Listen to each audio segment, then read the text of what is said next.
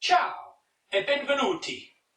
Today's video we'll be looking at MotoMuro from MCMicrocomputer 39 all the way back in March 1985.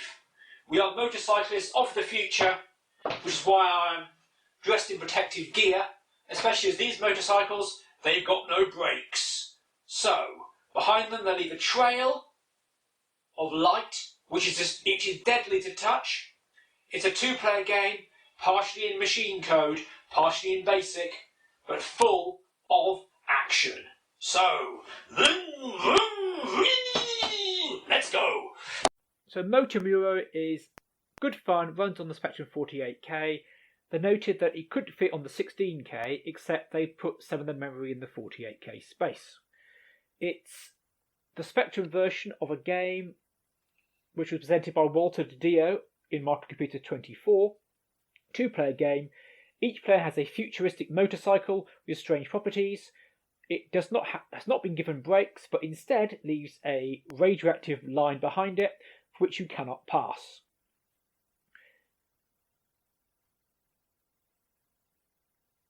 So there are keys A, S, F and D for player 1, which is up, down, left, up, down, right and left. And for player 2, J is up, K is down, enter is right and L is for left, and you press space to stop. Game loads, 3 parts. Enter your speed 1 to 255. 50 is really challenging. Oh, so you're going up, player 1's gone down, player 2 tries to go left, no. Player 1 goes across, player 1 goes down, and oh, whenever player 1 touches a key, they die. Something has gone wrong. So this is the first part you have to type in. It's the generator of the Y table, which is some kind of series of numbers. I don't know what it actually does. Here we see we're entering clear 3199. This tells the Spectrum to only use up to address 3199 for its own purposes. Anything above that, leave it the hell alone, because we're going to store stuff up here. Let's start with restoring this Y table, which starts at address 46848. We're going to populate this with a series of 4 statements with steps and whatnot, and this is in some way used for the graphics.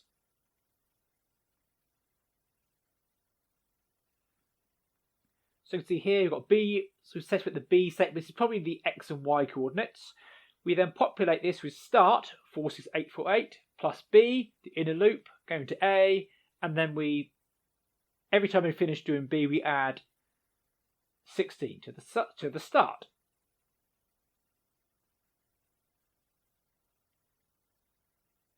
Here we have got the end of the code. Do the same thing for the odd numbers. Now we run it. This populates the area of 46848 and above. When I do new, that data is still there. When I enter our actual machine code, we set the address to 32,000. I'm entering this as a series of data statements. The magazine wanted me to enter it as just poking it. I'm not doing that, I'm not mad. So the first line, we've got 62, 253, 219, 254, 230, 31, which is load the next byte into the accumulator register, the next byte being 253, which is FD. We then perform a read of the keyboard, which is 219, 254. We then check it for data 31, and if it's that, then we would jump forward. I've now jumped forward in the code, and here I'm about to enter the data which is actually wrong. This is the data that broke the program. So I'm entering here 64, 181, 237, 7. I should have entered 237, 71. 71 is put the accumulator into register B. In fact, I shifted the accumulator to the right. This completely broke the program and took me 2 days to fix. So after you type it in, you run it, and then you start typing in the main program. We again clear 31999, and now we load the machine code from the tape. The machine code knows where it should be loaded. Just says, yeah, just load it wherever I put it before. After this, we sort out user-defined graphics. But then we're going to input the speed. Speed is entered as a string, but then we have to store this in memory.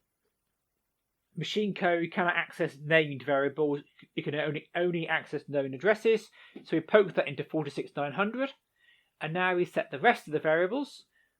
46100 and 46200 are the initial starting directions. 46300 and 46400 are the initial X positions of player 1 and 2, and 46401 and 46301 are the initial Y positions. We set these up because the machine code can't access it. Why is the machine code so important? Because there's not much else to the program. Line 80 is let L equals USR 32,000. This means execute whatever is at 32,000. That will return us one of three numbers, 0, 1 or 2. If we press space, then we break into the program and stop. If it's 1, then player 1 has hit something. If it's 2, then player 2 has hit something. So this is the player 1 has hit something. So we load the variables with player 1's X and Y positions, with the peak at those addresses. We then jump forward to the explosion subroutine, and then if 46001, which is player 2's score, is less than 3, we go back to the start. So you get 3 lives. So here is the explosion subroutine. We need to know where to put it on the screen by dividing our information by X and Y by 8. And then we do a very simple animation. So we have 3 user-defined graphics, A, B and C. We're going to display the first one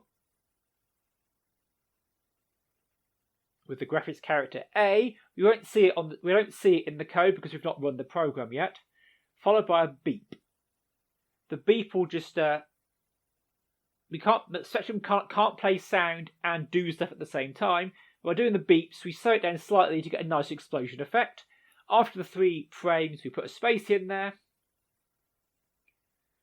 And then we get about to get ready to save everything to tape. So we save the main code with MotoMuro, then a colon. We now need to save the machine code first part. We save it as code. It's not data, it's code. And it starts at address 32,000. And it's for length of 375.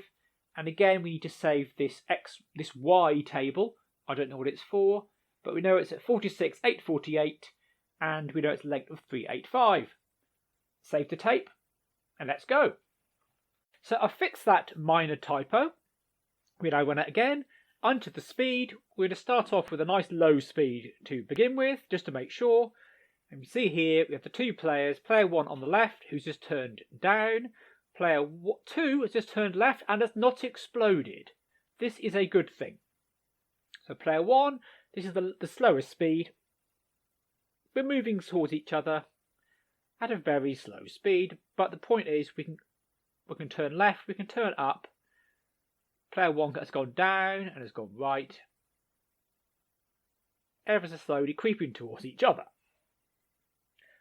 Bear in mind this is a 2-player. Oh, player 1 tried to go back on themselves. If you do that, you instantly explode. Player 2 did the same thing because this is really rather slow. So what I'm going to do is try it at a better speed. Point is, all the directions work. So player 2 is 1. Let's now try speed 10. Obviously it's 10 times faster. This is not the speed they recommend. They said, yeah, speed 50 is a good one. This is quite nice. But I can just about control the 2. The keys aren't great. For player 2, it's J, K, L and Enter. On the Spectrum, a proper Spectrum keyboard, L and Enter are next to each other. But on a actual My Keyboard, I've got semicolon, @ mark and hash in between, so it's a bit clunky. But it works quite nicely. I can imagine this could be rather good fun.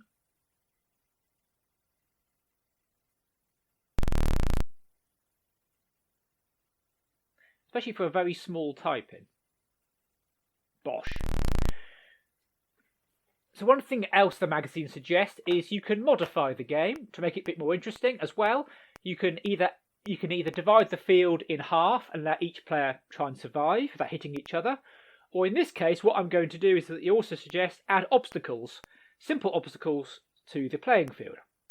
So I'm going to generate a random number between 1 and 10, and we're going to add between 1 and 10 obstacles to the playing area. If you hit an obstacle, obviously you'll explode. And the obstacle, the character I'm going to use for this is the power of symbol, which is a nice little arrow, to save the effort of, here we are, putting a random location, and off we go. So here we are, here are the obstacles, we know how to get around them. We're going at very, very slow speed, just to make sure it all works, but the principle is there, and it's rather effective.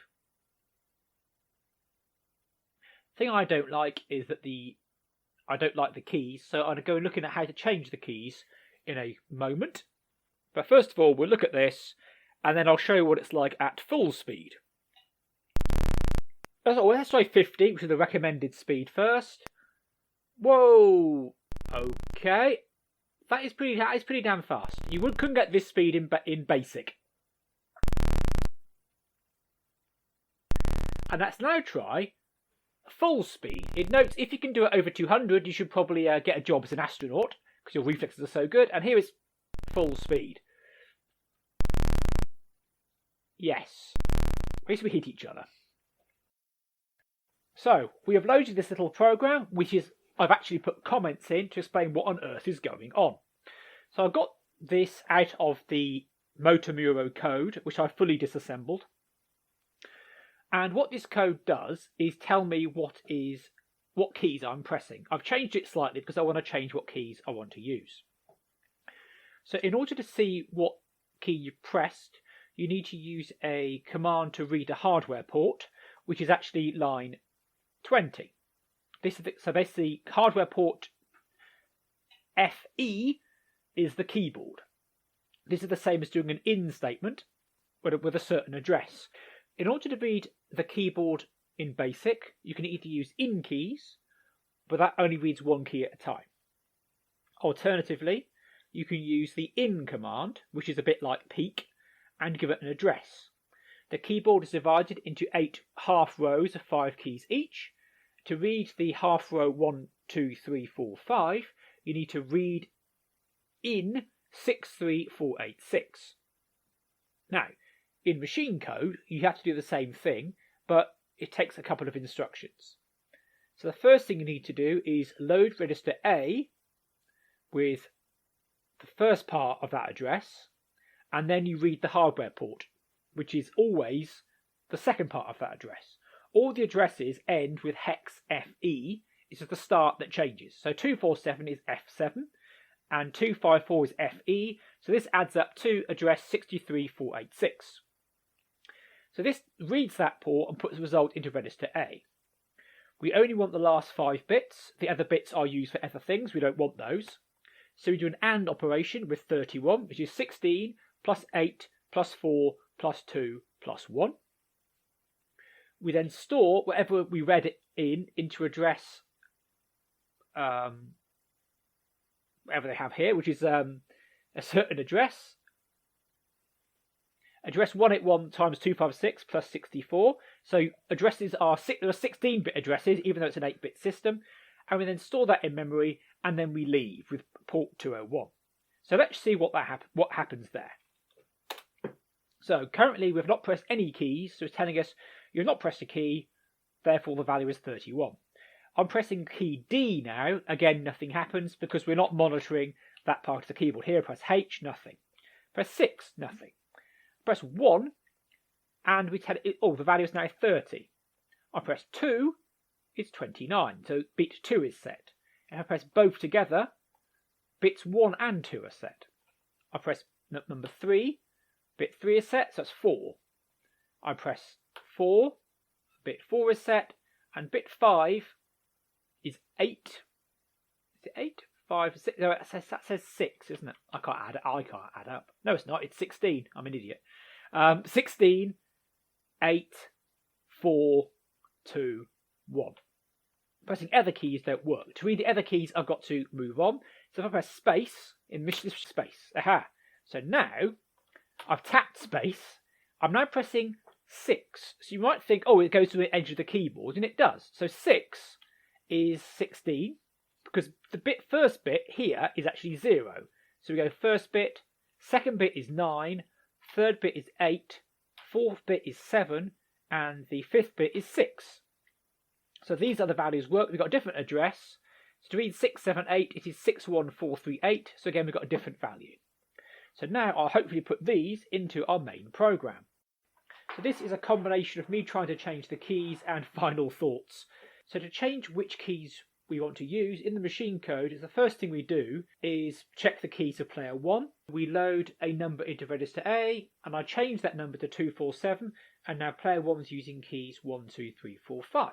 I'll do the same for address 32163 and change that. We're now poking address 32163 with number 239. This means player 2 will be controlled by 67890. Off we go.